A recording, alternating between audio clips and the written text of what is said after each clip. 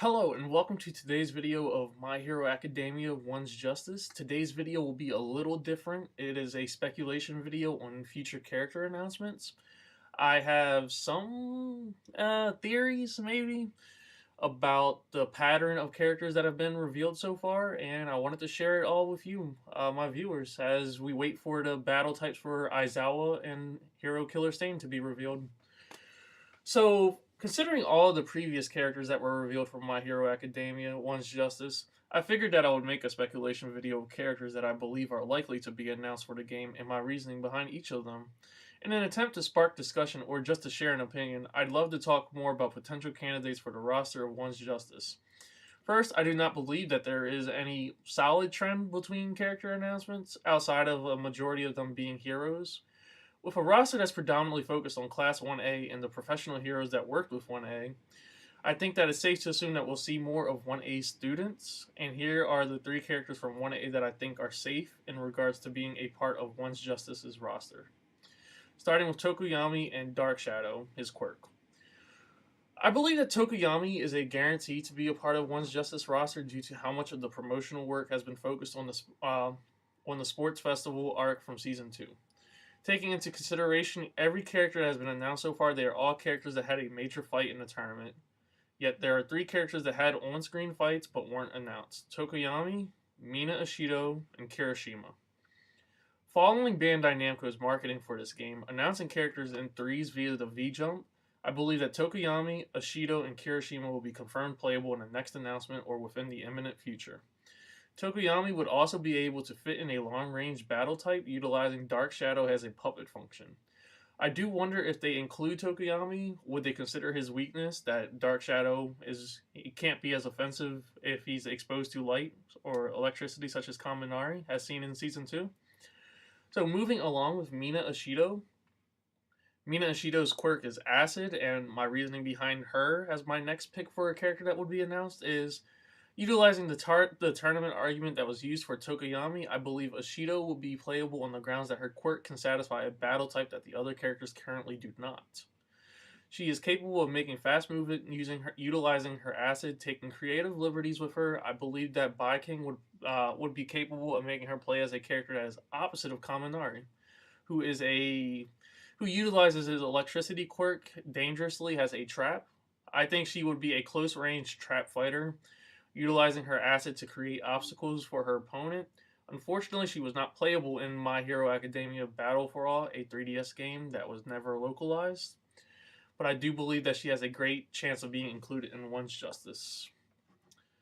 I know I'm talking a lot about heroes, but that's just the trend. I don't think we're done getting 1A students yet. I believe the next 2 months might be 1A students. Hey, who knows? They might switch up with villains and heroes for once, because we did just get Hero Killer Stain. So, leaving Ashido aside, I believe Kirishima, he is a 100% guarantee to be a part of the game simply because there is on the My Hero Academia One's Justice website, there is a screenshot on the background that shows the comic book sound effects that are utilized for each character. And with each character, I was able to make a correlation between who they belong to, and before Ida was confirmed, and Genuine, a lot of the sound effects correlated to other people. I made this post on GameFAQs not too long ago, or about when the game was announced in December, and the sound effects also appeared in Battle for All, which made me believe, hey, maybe they're just taking the same concept from there because it worked as a good design to create the One's Justice, or not One's Justice, but My Hero Academia feeling, which is cool. I like it. As I said, his quirk is hardening, and his comic book sound effects in Battle for All was skillet. Skillet. I'm very bad at pronouncing sound effects. Skillet. Um, So with that being attached to Kirishima in Battle for All, and that being on the background for One's Justice, I believe they accidentally leaked him, but it's not confirmed, so don't take this as word as king. But I do think Kirishima is a 100% guarantee to be in the game. Um, Now, stepping away from 1A students and moving on to more heroes, or the last hero that I think will be announced soon. I believe Endeavor with his quirk Hellflame will be a playable character, simply because he is a popular character and he played a relatively important role during the Hero Killer Stain arc. With the confirmation of Eraserhead, I believe there will be more professional heroes outside of All Might and Eraserhead to be confirmed playable. So I think that will be very important and looking out for.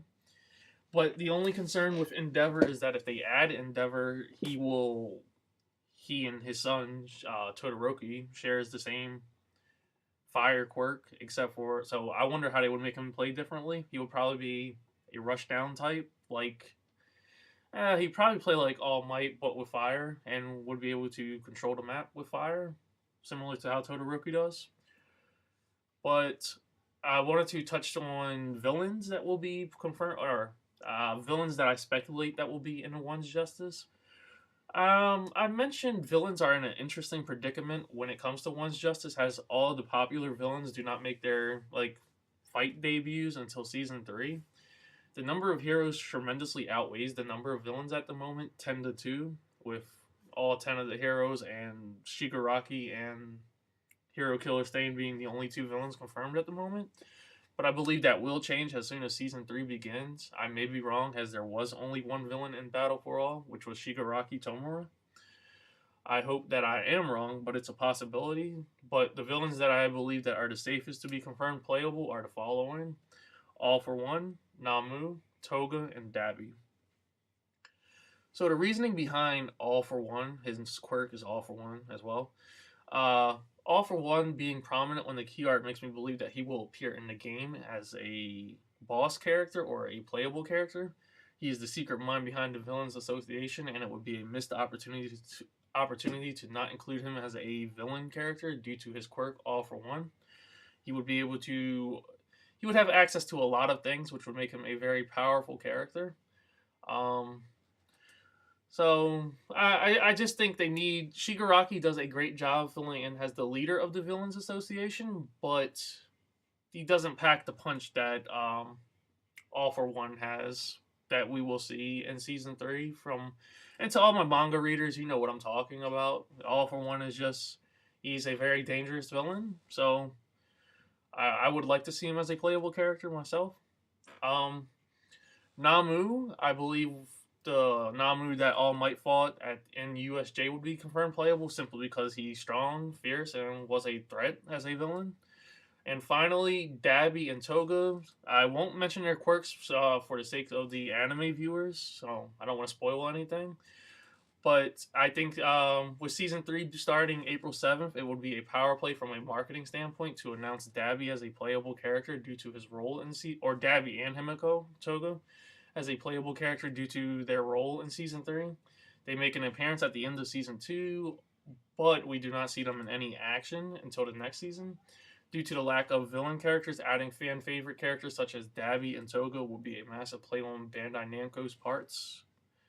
So I believe that they have a good chance, but they're not announcing them yet until Season 3 starts and they make their debut, or they make their first fight debut in Season 3.